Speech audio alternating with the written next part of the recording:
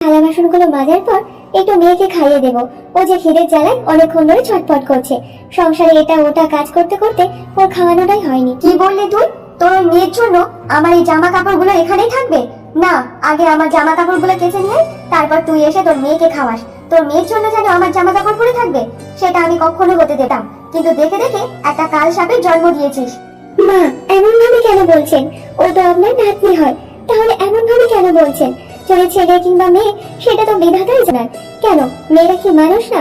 আপনি তো একটা মেয়ে, তাহলে একটা মেয়ে হয়ে একটা বাচ্চা শিশুকে এমন ভাবে বলছেন? কি বললি? আমার মুখে মুখে তুই কথা বললি? আজকের খোকাকে বাড়িতে আসতে দে, তোর একদিন কি আমার একদিন।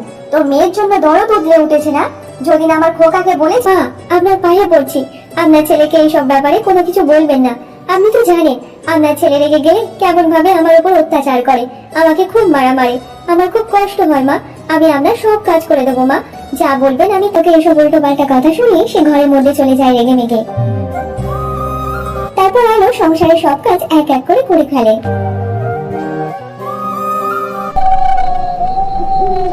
রাত হয়ে যাওয়ার পর পলাশ সে কাজে থেকে বাড়িতে ফিরে আসে।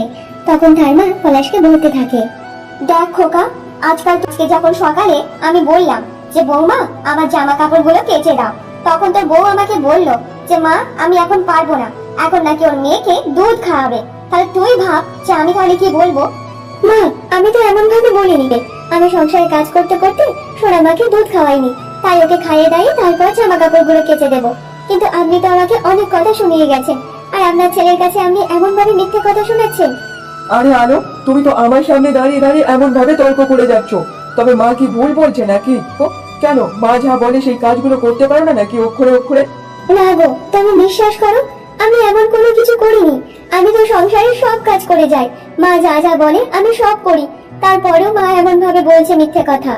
দেখেছিস খোকা, দেখেছিস তোর বউ কেমন ভাবে তোর সামনে মিথিস না করিস না, তবু তুই আমার কথা শুনলি না। সেই তো বিয়ের সময় তো কোনো কিছু দেয়নি তোকে, হাবাতে ধরে একটা মেয়েকে বিয়ে করে নিয়ে এসেছিস। যদি একটা ছেলে সন্তান জন্ম দিত তবু না এটা হতো, কিন্তু দেখ একটা মেয়ে জন্ম দিয়ে কেমন ভেদাভেদ করেন বলুন তো? ছেলে কিংবা মেয়ে সব তো সমানই, তবে ছেলেদেরকে যেমন ভাবে আপনি তৈরি করলেন মেয়েকে তেমন ভাবে তৈরি করুন না। দেখুন না সেই মেয়ে আপনার মুখ উজ্জ্বল করে কিংবা করে না, একবার তো চেষ্টা তো করে দেখুন। আরে আলো, আবার তুই মুখে মুখে কথা বলছিস? চল আজকের ঘরে। তো এরকম ধরনের মেয়েকে বিয়ে না করাই ভালো।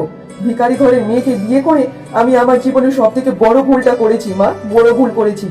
আলো চল আমার সাথে, আজকে তোর অবস্থা খারাপ করবো। তারপর পলাশ আলোকে ঘরের মধ্যে নিয়ে যায়। আমাকে তোমাদের বাড়ি যা যা কিছু হয় সব করে দেবো, আমাকে মেরো না, আমার যে খুব কষ্ট হয়, মেরো না আমাকে। মার খোকা, আরো মার। এই মেয়েকে দেখলে আমার গা পিত্তি জ্বলে ওঠে। এই ভিখারি ঘরের মেয়েটাকে মেরে মেরে মেরে ফেল, যদি আমার বুকের জ্বালাটা শান্ত হয়। দেখলে যেন গা পিত্তি চলে যায়। মার মার, আরো মার। চলে আসে। আরে তুমি এটা কাকে সঙ্গে করে নিয়ে এসেছো? আর এমন ভাবে গলায় মালা টালা পরে কেন আছো? এই মেয়েটা হচ্ছে চামেলি, আমি ওকে বিয়ে করেছি। আজকেকার পর থেকে ও আমার বাড়িতেই থাকবে, আর ও আমার স্ত্রী।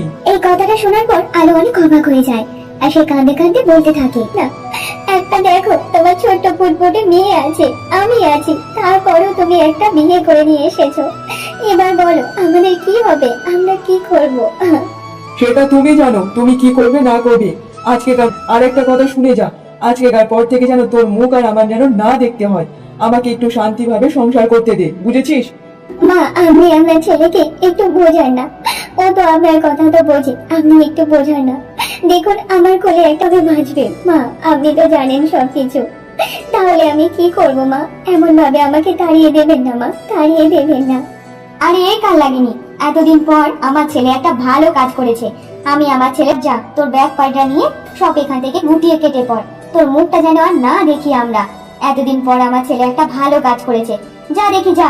আলো অনেকবার করে সবাইকে অনুরোধ করে, কিন্তু তার কথায় কেউ কান দিচ্ছিল না।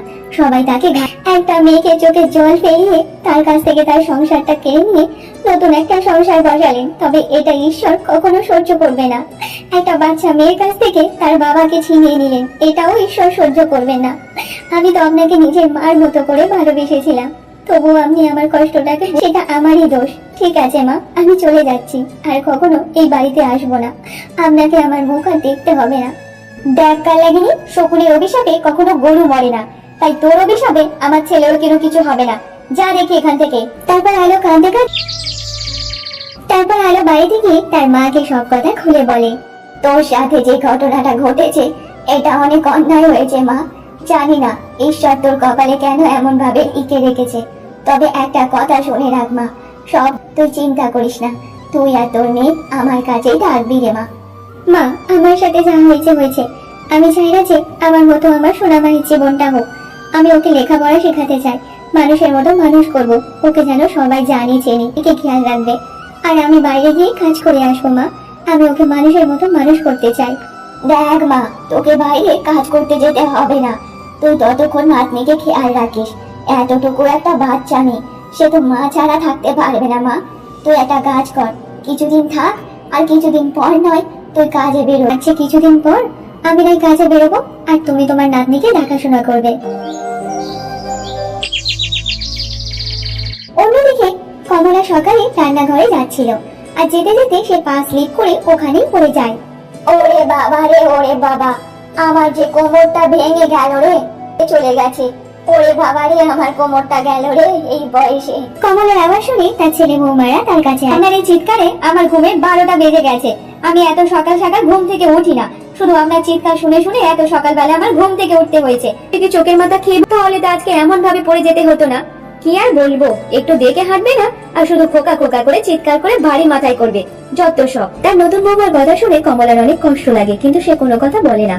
শুনুন মা, আমি ঘুম থেকে উঠলে সঙ্গে সঙ্গে আমার চা চাই, আর আবার চা না খেলে ঘুমটা ঠিকঠাক ভাবে কাটে না। আপনি যান, তাড়াতাড়ি আমার জন্য একটা চা করে নিয়ে আসুন তো।